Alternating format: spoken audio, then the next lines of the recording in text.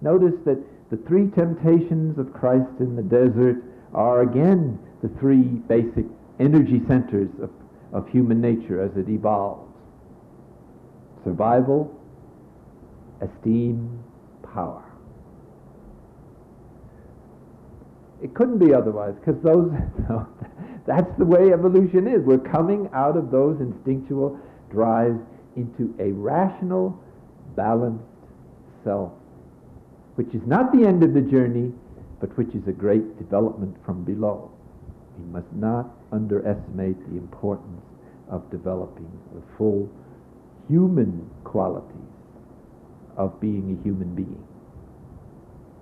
So finally, Anthony, the devil suggests the final temptation, which is a good one after you've been persecuting somebody with such seductive charms over a long period of time, and that is, why don't you just give in?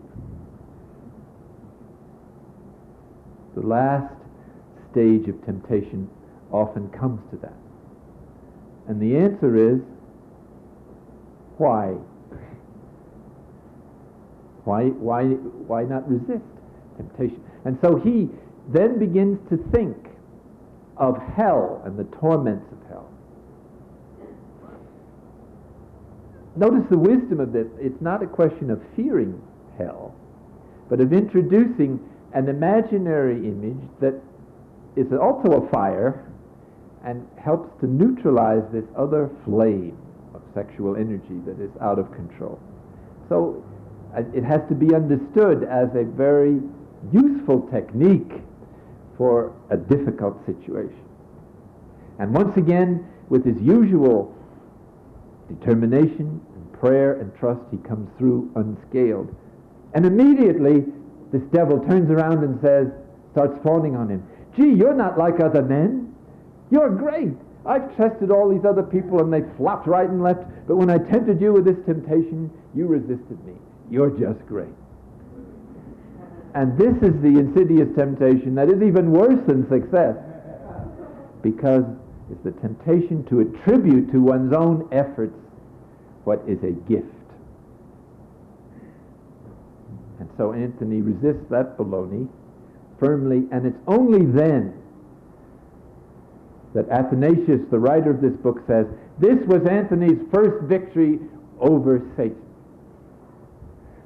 All the virtues in the world are a failure, total failure, if we take 1 ounce of credit to ourselves for what we have succeeded in doing. And so Anthony quotes the scriptures, not I, but Christ working within me is the source of the victory. And spiritual pride, once one has some control over the emotions and they begin to be imbalanced, is the great temptation of the second phase of this journey. So Anthony did so well with getting some calm in his concupiscible appetite that he, after a while, it doesn't tell us quite when, was ready for the next one, which was to bring calm deeply into his utility appetite, which is where fear is and aggression.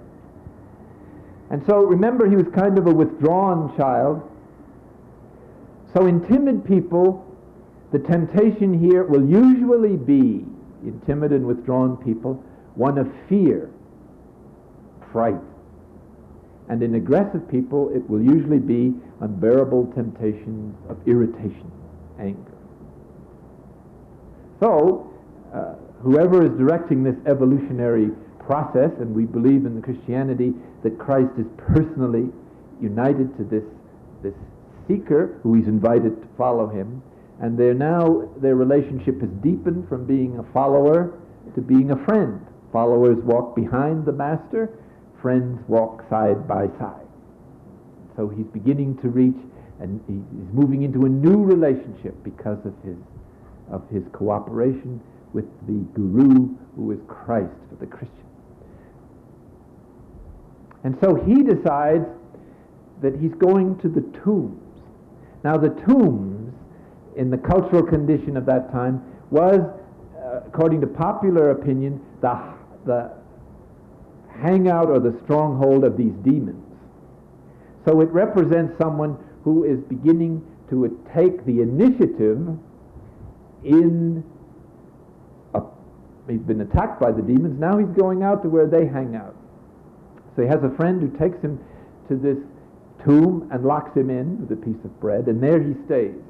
And this infuriated the demons, according to this text. They brought all their cohorts around, they started beating him up. Of course, certain psychologists attribute all this to Antony's excessive fasting and so on. But he also had some wounds when he came out, which suggests that somebody hit him, if it wasn't demons. But let's remain in this context of understanding. And so his friend comes and, finding him half dead, brings him to the church and lays him out there as if it was a requiem mass or something. They all are sitting around sort of praying for him, and it gets to be midnight and they start dozing. And along comes, and he begins to wake up, Antony, and the only one awake is his friend. And so he suggests, "Take me back." And so his friends carrying him up, and they bring him back to this tomb, put him in, lock him up again, and there he lies. He's too weak to stand. And here the demons themselves are astonished at the courage of this man. They don't know what to do with this. And the demon is quoted as saying, "This guy is going to drive us out of the whole desert here unless we do something. So come on, let's all get at him." So he gets his whole band, and he creates all these visions.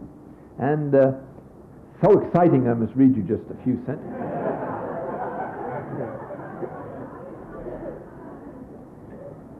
That night, Athanasius says, they made such a din that the whole place seemed to be shaken by an earthquake. Well, there's nothing more frightening if you've ever been in an earthquake, and the ground underneath you starts to give way. So that's his first salvo. Notice this stage managing is just simply fabulous. Talk about the Jedi eye or whatever it is. It was as though demons were breaking through the four walls of the little chamber and bursting through them in the forms of beasts and reptiles. The place was filled with all these beasts. The lion roared, ready to spring upon him. The bull appeared about to gore him through. The serpent writhed without quite reaching him. The wolf was rushing straight at him, and the noises emitted simultaneously were frightening and fury. The fury was fierce. You can't imagine anything more fearful for a timid soul. Well, this was the event in which his utility appetite was firmly established in strength and peace. And so he taunts the demons, saying, if we really had any power, only one of you would be enough. Why all this fuss? So he keeps his sense of humor in the midst of this incredible trial. And so after many of these ruses, the demons gnashed their teeth at him because they really had no power unless we consent to them. They were only fooling themselves and not him. And then we have this charming text. And here again the Lord was not forgetful of Antony's struggle. In a struggle, no matter how personal or close a union you have with Christ at other times, it's not present when you need it the most sometimes. He looked up, Antony, and suddenly all the walls were back in place, the demons had vanished, and this ray of light came down upon him, and his pains were all over, and he breathed freely again. And he asked the vision, that poignant human question that keeps coming up throughout history. Where were you? Why did you not appear at the beginning to stop my pain? See who has the responsibility for and who has the cure. And the Lord answers, Antony, I was right here, but I waited to see you in action. And now, because you held out and did not surrender, I will ever be your helper, and I will make you renowned everywhere. Well, you might say, what good is that now? And many of the saints have had that similar complaint, that it's only after this tremendous trial is over that the real peace, calm comes. But it's essential that experience of helplessness is become existential in order to integrate those lower appetites and the whole affective apparatus of human beings into oneness.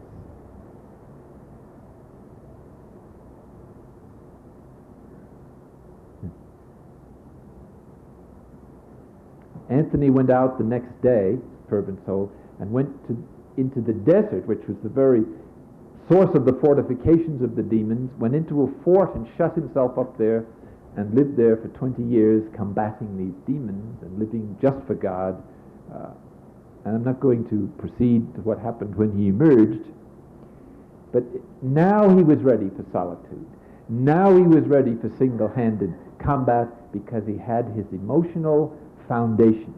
And this is what is so important for anybody who aspires to higher states of consciousness. You've got to put in the foundation. If God is going to build something or make something out of it, if he's going to build a skyscraper, a foundation suitable for a chicken coop will not do. This digging has to go on, and it gets deeper into the viscera. And through these temptations, the virtue and power of Christ is pounded into the lower nature, so that it's like a pile driver, like those piles that under holding up the Trade Center in New York. Somebody had to pound those things deep, deep, deep into the river. And this is what temptation does. It's not a disaster. It's an essential part of the path to be able to give us the foundation on which the higher states of consciousness can rest. Calm can rest without being shaken by the winds of unconscious programming. In Christianity, in the gospel of Christ, we're supposed to exchange the programs, the first three chakras, for those of the gospel.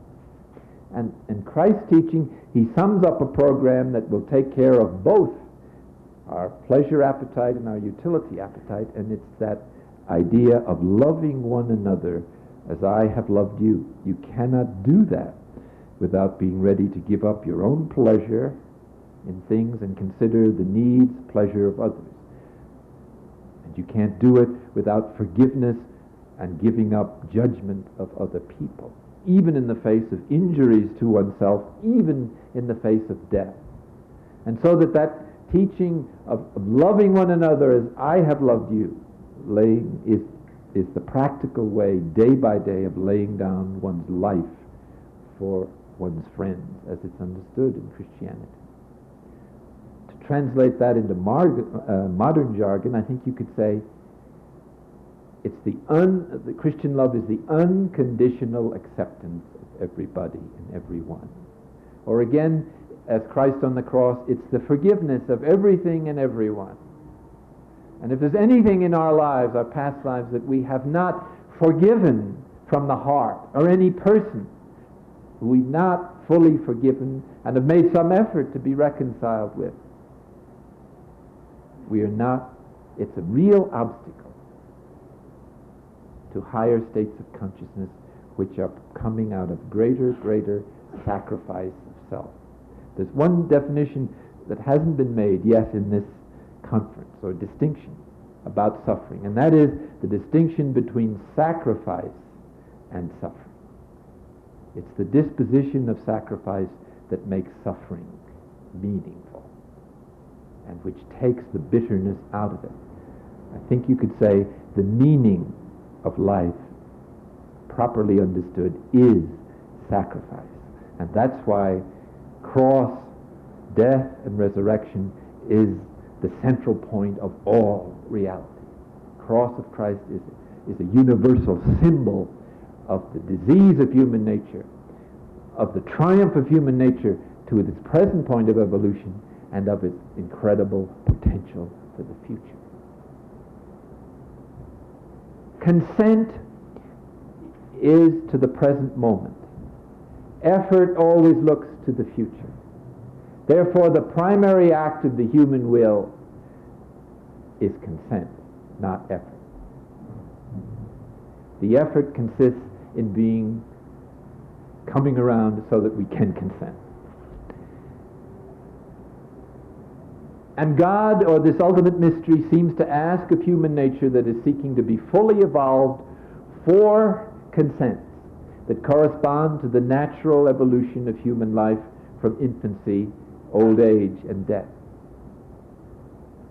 And the first one emerges from as we get out of our mother's womb into this cold world and begin to reach out for our toes and fingers and mother's breast. It's an emotional acceptance of being alive and of being a human being. That's all an infant or an early child has to do. But all his experience, if it does not culminate in that, will be a hindrance to his future evolution.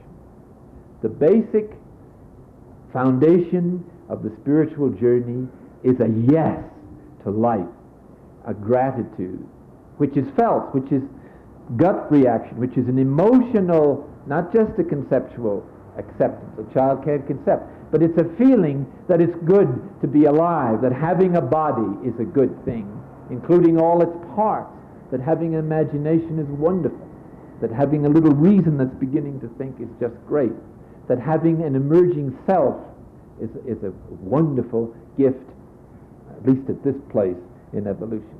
You just can't live in this world without a self at this stage of life. As I say later, you may be able to. Now suppose, because of where one is brought up, like in a ghetto, or if one's parents are alcoholics, and they constantly give ambiguous signals to the child of good and evil. Or suppose there's a tyrant in the house that is constantly yelling and screaming at the child. Or perhaps the child is handicapped from birth. Then there's going to be a question in that little being of whether life is really worthwhile, whether it's a good idea to be alive. And what happens in the spiritual journey, that every damage that has occurred to us, of course it's all not our fault, in early childhood, is going to be worked through at a later point in the journey. In other words, God will arrange circumstances, no matter what life you're in, to invite you once again to say yes to being a human being. It's the fundamental vocation of everyone, and a great vocation, and an incredible affirmation of value. Here you are. You must be loved by this ultimate being just to be here. Then, when a little later, sexual energy emerges with great force, by which I would include also all that's involved in sexuality in the sense of the values of male-female psychology and approach to life, and also creativity, intuition. In other words, in adolescence we're invited to accept the wholeness of life, not just the concreteness of being alive and what is given of our body and in the cosmos, but rather of all the capacities for being that God has given us. And here again, this wonderful consent can be held back because of unfortunate experiences. Suppose the sexual energy is awakened too early before the emotions can handle that kind of experience. There may be a distortion in the response of sexual activity, or even a repression of it, or even a hatred of it, or a fear of it. Remember, when we spoke of the two appetites, the utility appetite can repress the pleasure that is normal and healthy in the concupiscible appetite if there is some doctrine or training that frightens the child so that this energy is then pushed into the unconscious. But believe me, it's not going to stay there forever. And so along towards late adolescence, when people go to college, there's this other crisis, this other consent. And it's so powerful that some people don't make it. They collapse. Some even commit suicide. And it's the beginning of the intuition that being is not the wholeness of our reality, that God is asking us to consent to our non-being, that is to say, to the limitations of old age and death. And this is the point where the confrontation with physical death, such as Anthony went through, is essential to our continuing spiritual integration of all the earlier forms of consent. And I wonder if you can make that consent to death without having made the first two. In any case, it's not physical death as some morbid operation that we're asked to consent to, but the consequences of physical death, which is the interior letting go or detachment from all that we love in this world. Now the reason, notice, if we make that consent before we love the world, there's going to be trouble. What sacrifice is there in giving up something you don't care if you had or not? And people who don't care about living are not making much of a sacrifice in dying. But it's when you have a zest and a love, and when the ego and the emotions have been integrated into the whole of life and reason, that then you have a real happiness and zest for life, where everything is calling out to you for life and more life, and yet you realize that the nature of this universe and human life is to be ready to let all that go for a still higher life.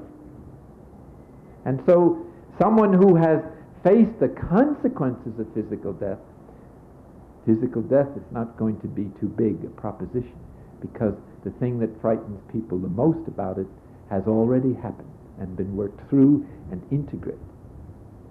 Finally, there's the most difficult consent of all, and that is the consent to be transformed, the consent to die to self. To accept physical death is the consent to die to the false self. The false self will never follow us beyond the grave, because all its stuff is based on the brain, and as I understand it, that isn't coming with us. But there's a further confrontation and the invitation of the Absolute to join him in his own consciousness. And why that is so frightening is because we are the only identity we have. We don't know what it would be like without a self, without an identity. I don't know how many people on this side of the grave can go through that particular consent. But I suggest that if they consent, it is not something they do, but it has to be taken from them. No technique can bring one to that point. It has to be taken from you, and that is the technique.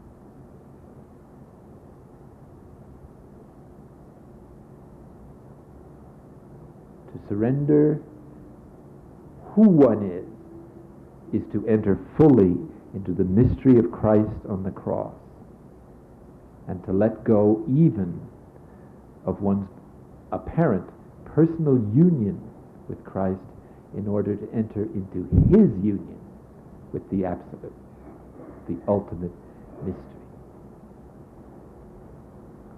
The spiritual journey is a long trip. Don't cut it off too soon. Thank you.